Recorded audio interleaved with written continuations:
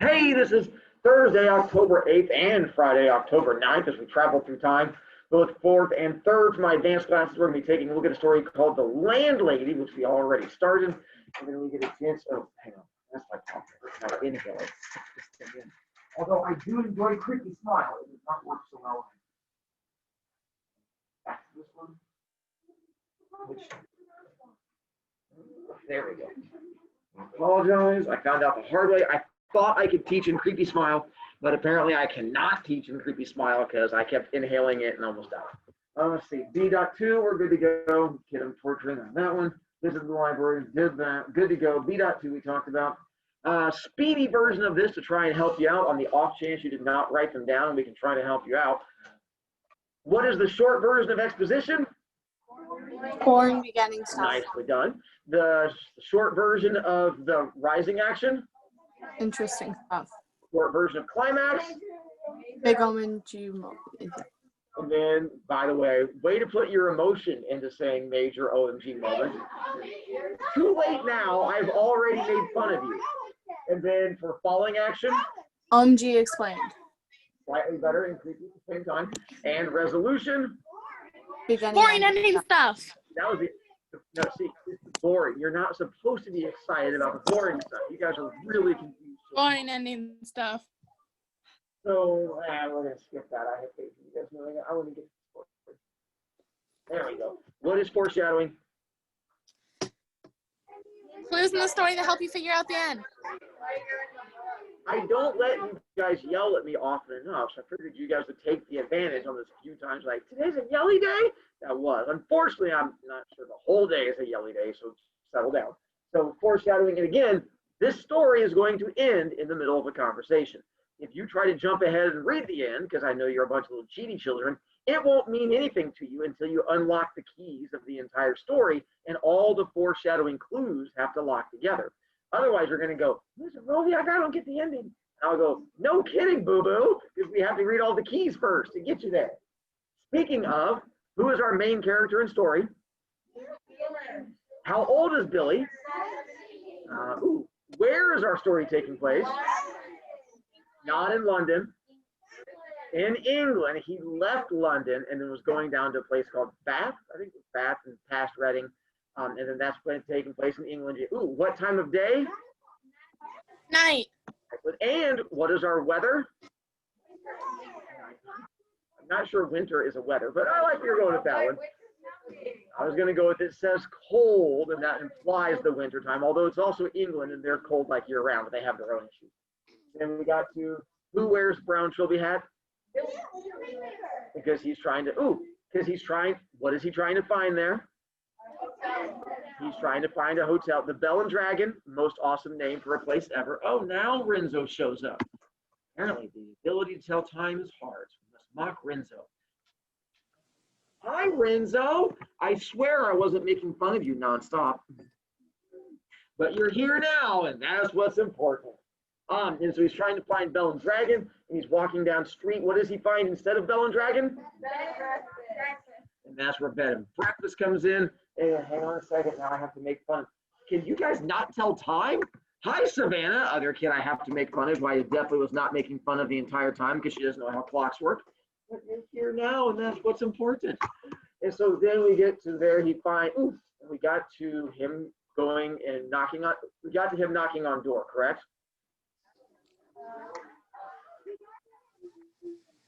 Let's see that right down where we got to with you guys. We did not. Okay, so that's where we stopped. We did not get to him. So he was peeking through window and he found a dachshund. And what's a dachshund?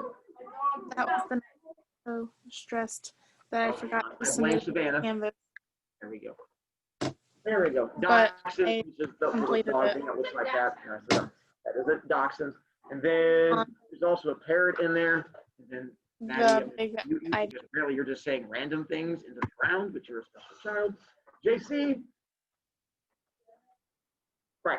So then we're going to pick up and go from there. So on paper thing, we're about halfway down that second column where he saw the bed and breakfast. He's trying to, what do you call when he's making a decision in the story? And that's the internal conflict he's trying to come up with. Should I go on to hotel or should I stay here for bed and breakfast? Now we get to find out he's going to, didn't mean to ruin it for you, he's going to open door in a second, and we're going to introduce our new character, which we're going to get to in just a moment.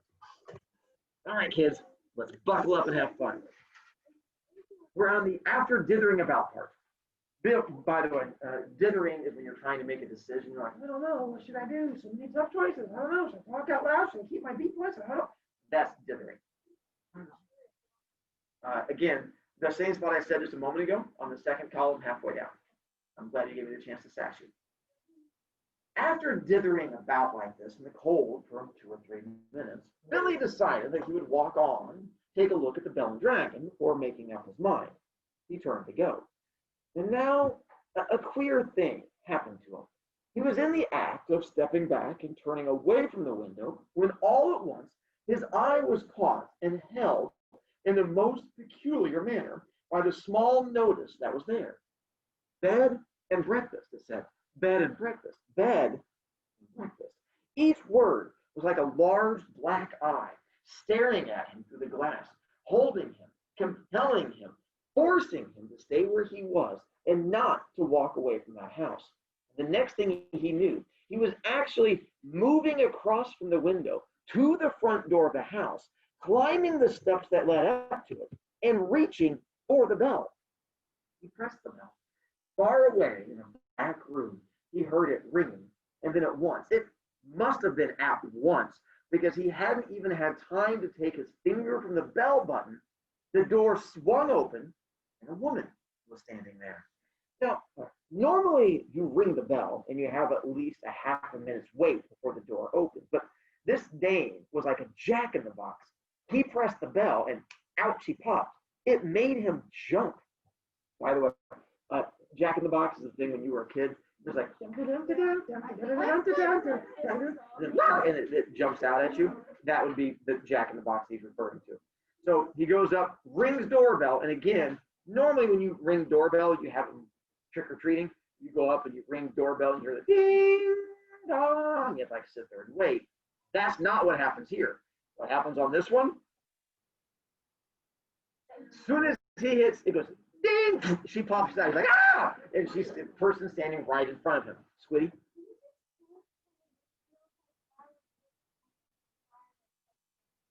I mean, it's right in front of you. You can take a look at it. Well, it's because it doesn't exist, but you keep looking. I won't stop you. She was about 45 or 50 years old, and the moment she saw him, she gave him a warm, welcoming smile. Please come in, she said pleasantly. She stepped aside, holding the door wide open. Billy found himself automatically starting forward into the house. The compulsion, or more accurately, the desire to follow after her into that house was extraordinarily strong. So this is going to be other character called Landlady, who when he rang doorbell, she's the one that pops out. And in here, it says that she's 45 to 50 years old. And I'll tell you, for the many years I've been teaching this story, because I enjoy the journey it takes, I've been referring to her as the old lady in the story. Turns out I was wrong. She's not an old lady in the story. She's a young lady in the story, because I'm 44. And if she's 45 to 50, that also makes her as young as I am. So apparently I was mistaken for many years thinking that she was an old woman, because apparently 45 to 50 is not old. 45 to 50 is young. Olivia? Thank you. I'm not sure. That does not make it any better. He doesn't want to be Right.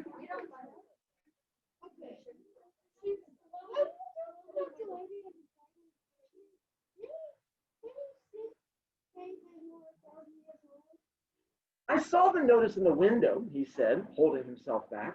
Yes, I know. I was wondering about a room. It's all ready for you, my dear, she said. She had a round pink face and very gentle blue eyes. Well, okay, I was on my way to the Bell and Dragon, Billy Porter, but the notice in your window just happened to catch my eye. My dear boy, why don't you come in out of the cold? Well, how much do you charge? 5 and 6 pence a night, including breakfast. Now, again, where's the story taking place?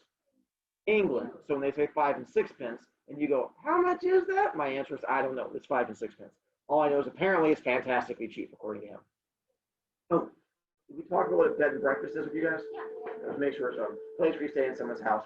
You're just hanging out there as opposed to like going to an actual hotel. All right. 5 and 6 pence a night, including breakfast.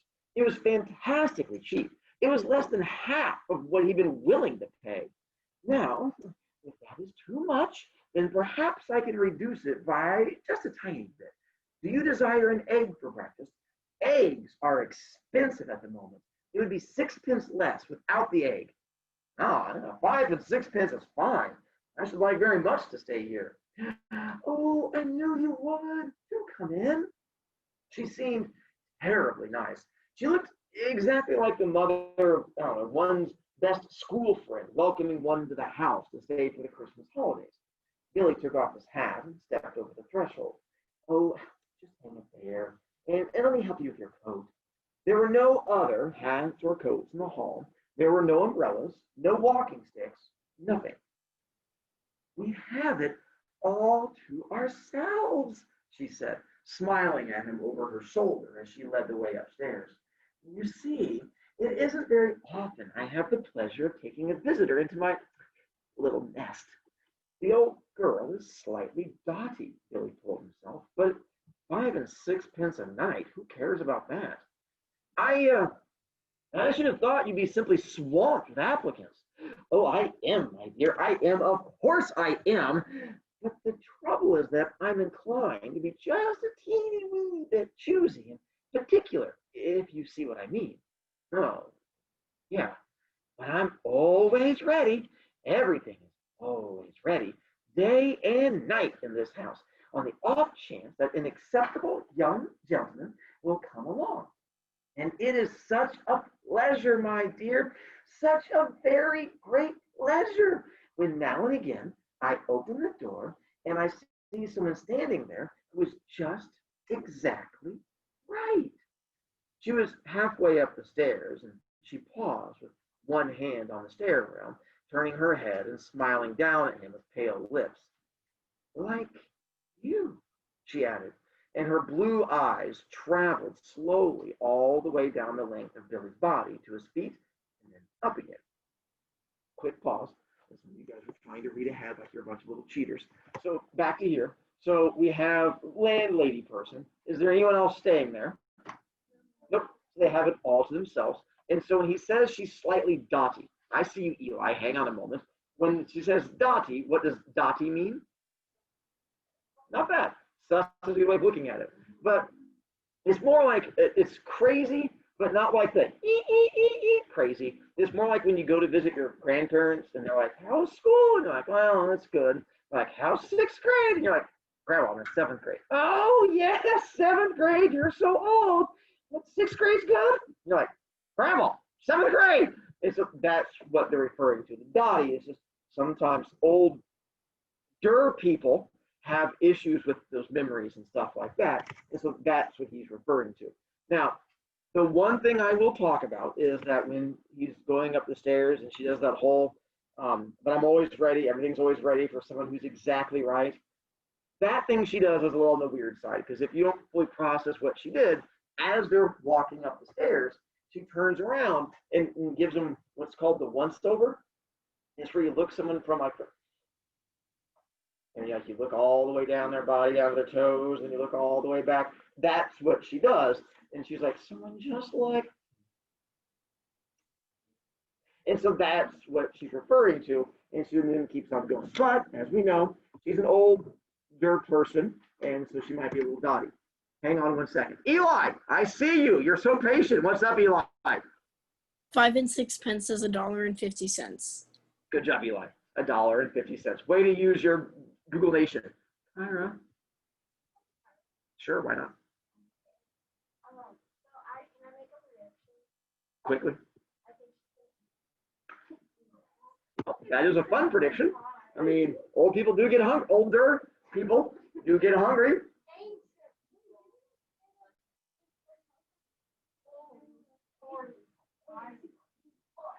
He said that he never said how much the hotel costs. He only said how much her place costs. 5 and 6 pence. 6 pence less if you don't have eggs, because eggs are expensive. Right, so it'd just be 5, which is 5 somethings. I know. You're trying to figure out. I don't know. It's British math. I don't do British math. Okay, so imagine $5.06. You just, right, then you just have $5 left. How many?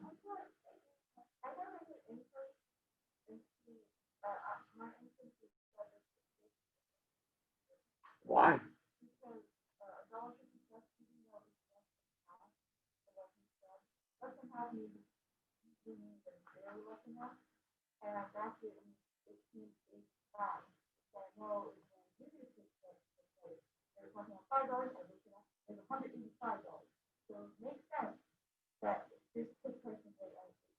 Not bad. You're only about 60 years off. Close.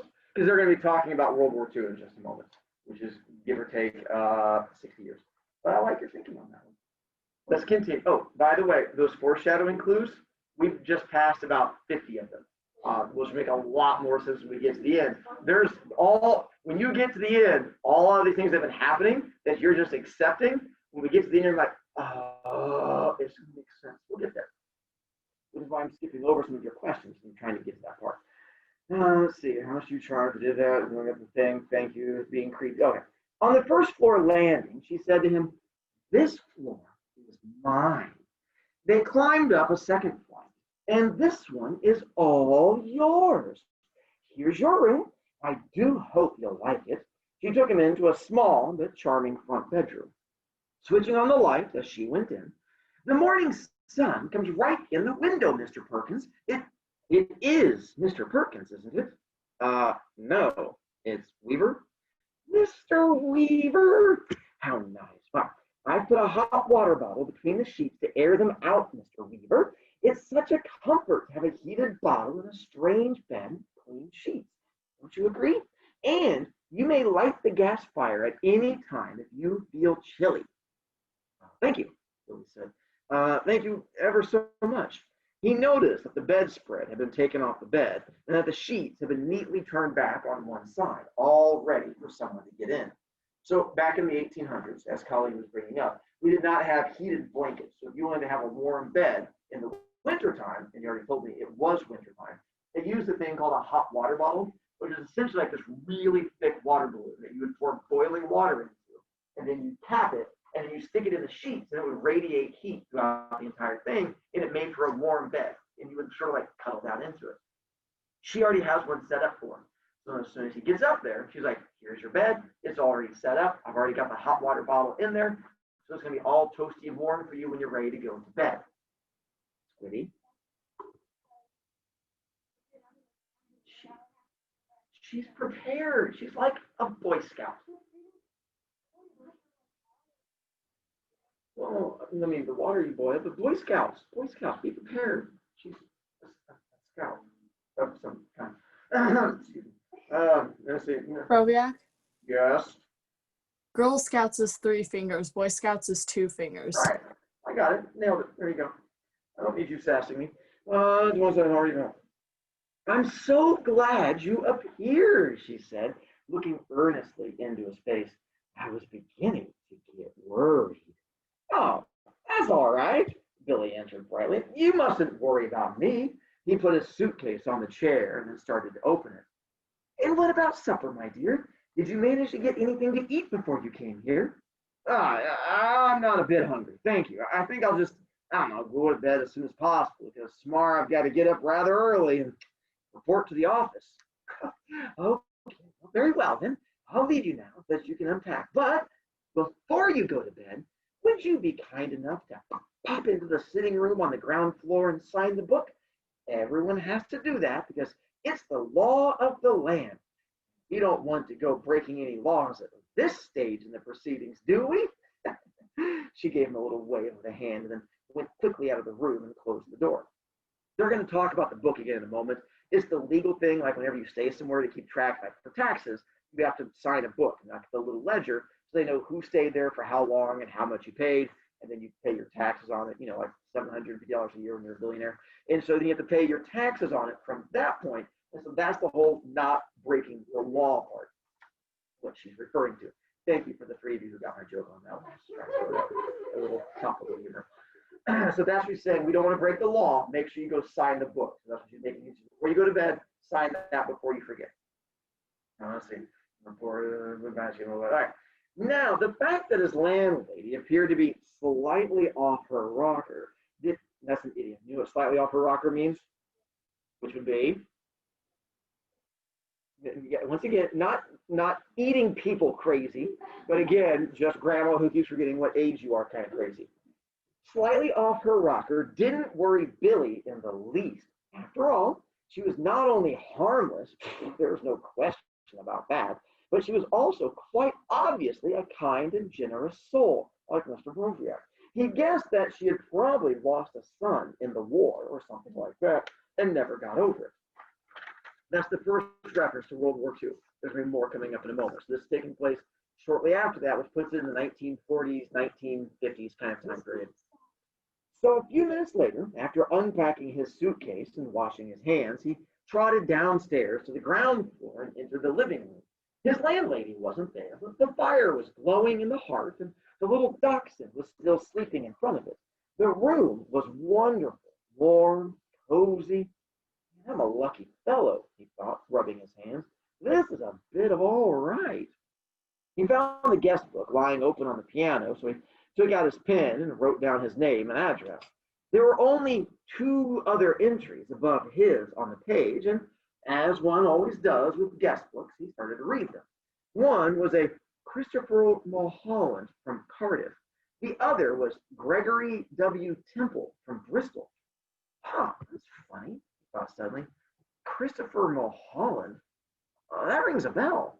Now, where on the earth had he heard that rather unusual name before? Was he a boy at school? Was it one of his sister's numerous young men, perhaps, or a friend of his father's? No, it wasn't any of those. He glanced down again at the book. Thank you, Maddie. I try. Christopher Mulholland, 231 Cathedral Road, Cardiff. Gregory W. Temple, 27 Sycamore Drive, Bristol. As a matter of fact, now that he came to think of it, he wasn't at all sure that the second name didn't have almost as much of a familiar ring about it as the first. Gregory Temple, he said aloud, searching his memory. Christopher Mulholland. Such charming boys, a voice behind him answered, and he turned and saw his landlady sailing into the room with a large silver tea tray in her hands. She was holding it well out in front of her and rather high up, as though the tray were a pair of reins on a frisky horse.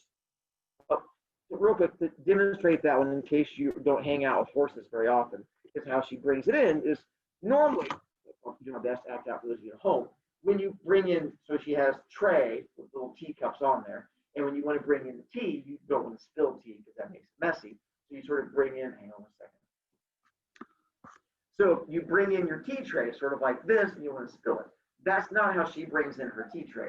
She brings in the tea tray, holding it up like this. And it comes in and then sets it down. So instead of carrying it safely down at waist, hers is way up here, getting held with both hands right up past her head. Yeah, that's kind of weird. Isn't that how older people are? They like to carry their tea trays. Let's continue. And what is it about the 2 names in the book? We're going to find out more about why those names seem familiar. Let's see. They sound somehow familiar, he said. They do? How interesting. Yeah, I'm almost positive I've heard those names before somewhere. Isn't that queer? Oh, maybe it was in the newspapers. They weren't famous in any way, were they? I mean, famous cricketers or footballers or something like that? Famous? She said, setting the tea tray down on the low table in front of the sofa. Oh, no, I don't think they were famous, but they were extraordinarily handsome. Both of them. I can promise you that. They were tall, young, handsome, my dear. Just exactly like you. Once more, Billy glanced down at the book. What? I have another prediction. Is it about her eating them again? Okay. Yes. For one, I'm not sure you can be a pedophile if he's of age. I think that's just called being romantic. and creepy. Well, that doesn't make it, again, that just makes it creepy. I believe pedophile, you have to actually be a child. That's the way it kind of works. I mean, Lau, cover their ears, Lau. Never mind, it's too late. There's small children here. They're now running outside and crying. We can't really hear the people in the classroom all that well. All I really caught was creepy old lady. See? Oh, I thought she was talking about you. Kelly, what's up, dear? They did twice.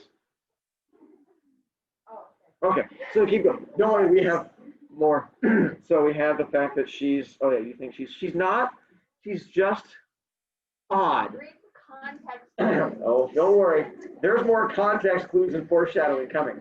Yes, I see him. Okay. I saw his nose down, Tiger. I'm trying to read about a creepy woman that Kyra likes. Kyra, sorry.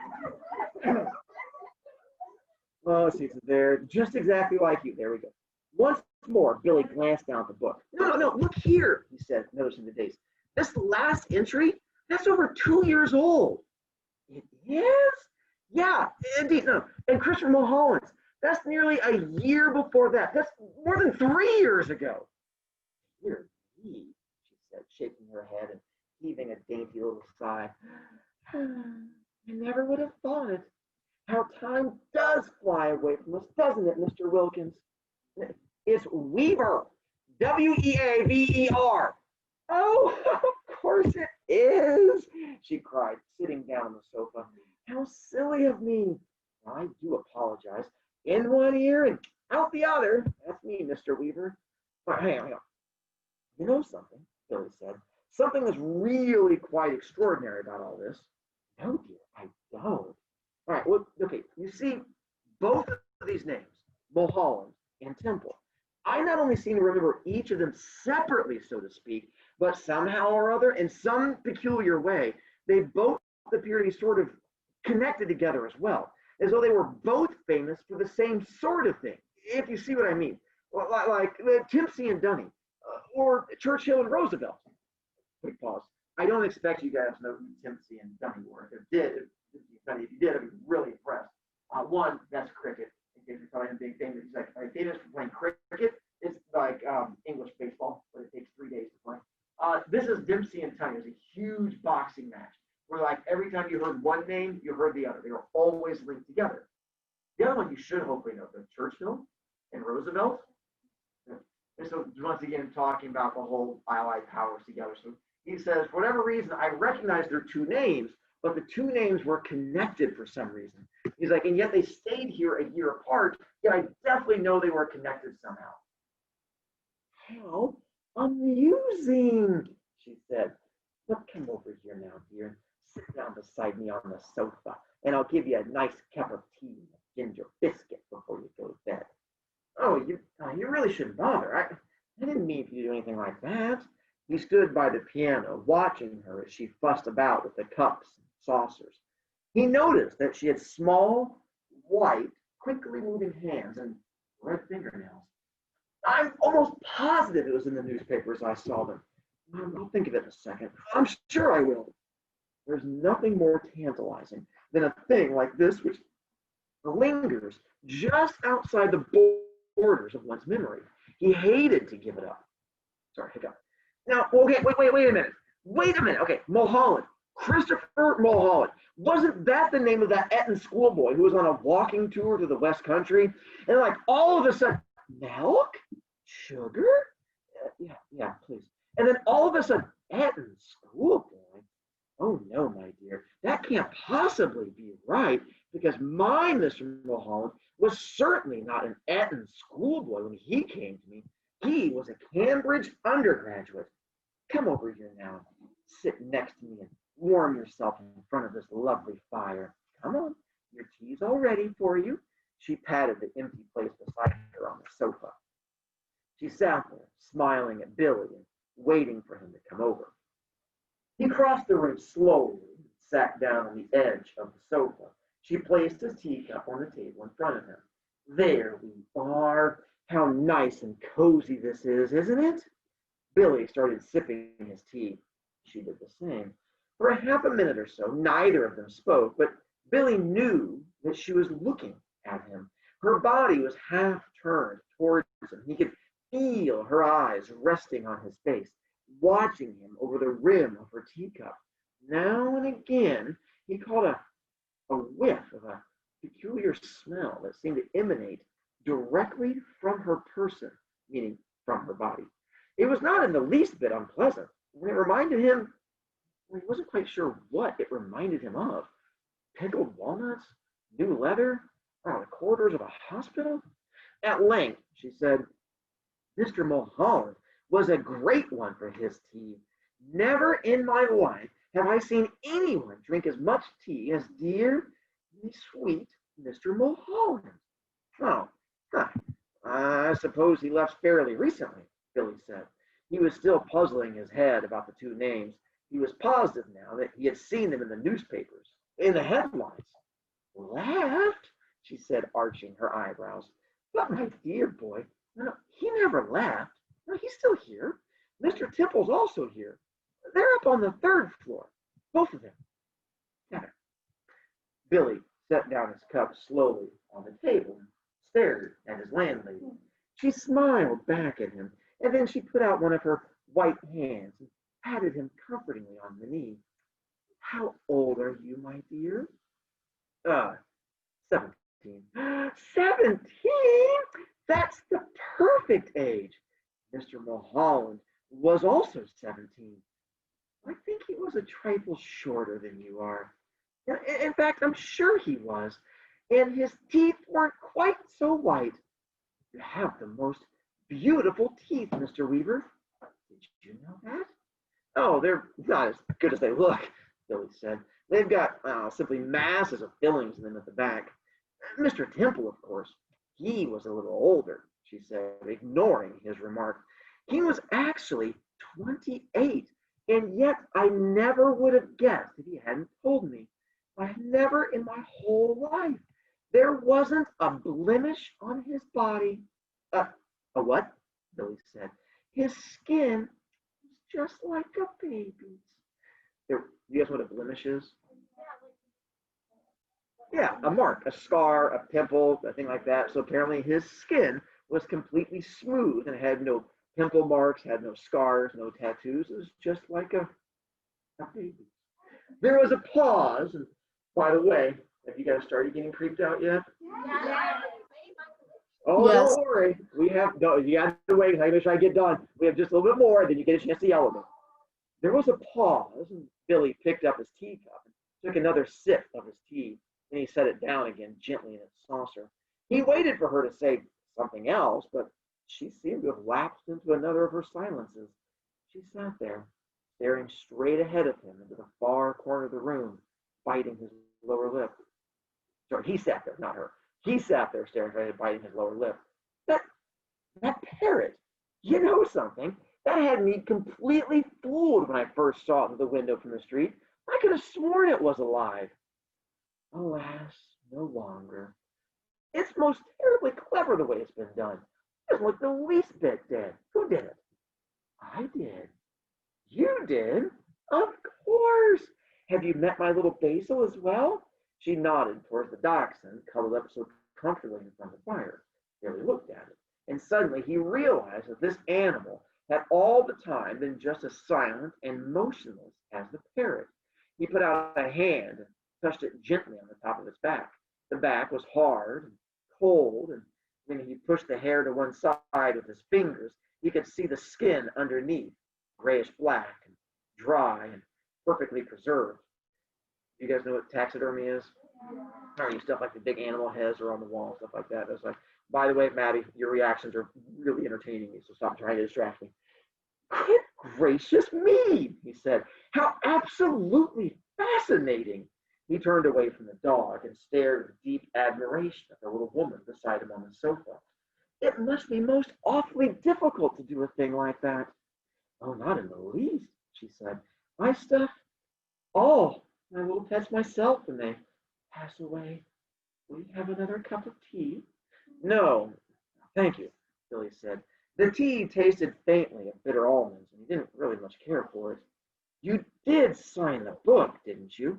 Oh, yeah. Oh, that's good. That's good. Because later on, if I happen to forget what you were called, then I can always come down here and look it up. Oh, I still do that almost every day with Mr. Mulholland and Mr. Temple, Billy said. Gregory Temple. Excuse my asking, but haven't there been any other guests here except them in the last 2 or 3 years? Holding her teacup high in one hand, inclining her head slightly to the left, she looked at him out of the corners of her eyes and gave him another of those gentle little smiles. No, my dear, only you. And that's where the story stops. What? Is it yelling at Mr. Broviak time now? So many people wanting to yell at me at once. Oh. Maddie, what's going on, dear? I'm pretty sure I figured out the whole thing. Well, that's what we're going to get to now. Oh, yeah, but we have all these clues. Rush. Why was the old lady talking like to Billy, like talking about the guest in third person? Like, they're like, oh yeah, there was, or whatever, and I was like, and in past tense, which is interesting, right? It's almost like it's a foreshadowing clue.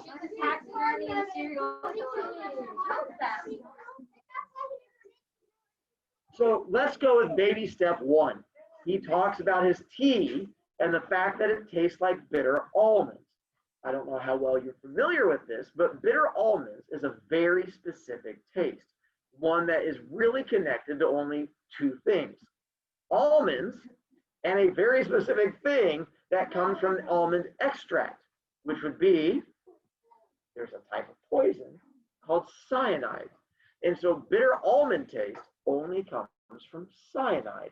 If you don't know what cyanide is, it's a poison that you can only get from this special extract that comes from eating. Now, if you eat too many almonds, you're fine, unless there's like a certain skin on the almond, and too much of that can do you in, and that's with the cyanide. So if his tea tastes like bitter almonds, what can we pick up from that? He's getting poisoned. Poison in his tea. If there's poison in his tea, what's going to happen to him? He's going to die. If he dies in this house, what does she do to things that die in this house? She doesn't turn, she's not a witch. So the dog and parrot are taxidermy. Who does the taxidermying? Nicely done. She does it all herself anytime something passes away. And then she's aware of the skin conditions, meaning she knew what kind of skin they had and what kind of teeth they had, and she makes references to that, which, why would she know about that? So what happened to Mr. Mulholland and Mr. Temple? They got stuffed. So they were so, by the way, where are Mr. Mulholland and Mr. Temple? The 3rd floor. 3rd floor. Sophia, why are you looking so pained right now? you can't stuff a human. Well, no, she's How do you correct. stuff a dog in a I parrot then? cannot. You're right, Sophia. That is not a skill that I particularly have. But apparently, this sweet, adorable little old lady does. And apparently that is a skill set that she has. Eli? Why would you stuff the human? Like, what's the Ooh, purpose? That is a solid question that we're not going to get to until next Monday. So we're just going to let this sit in your heads until next Monday. Because by the way, there's more to the story. We're just getting into the very tip of all the crazy that's in there. It's just, that's all of it. You guys just have not picked up on all the foreshadowing clues in there. Until you read the story with your hands like this, because most of it went over your head, we're going to get to that on Monday. Rush, what's up? Why are you yelling at me again? Okay, so when you taxidermy a human, right, you have to take out all the organs and all the, like, the heart and stuff. So what does she do with that? Like, wouldn't you think somebody would get suspicious when somebody's like throwing hearts and lungs on their trash and stuff? That's why we have to come back on Monday. See you later. Enjoy. See you Monday. Avoid Bye. older ladies. Wow, aren't you glad your siblings left? Yeah, my sister would have nightmares. You're welcome. All right, Deuces. bye.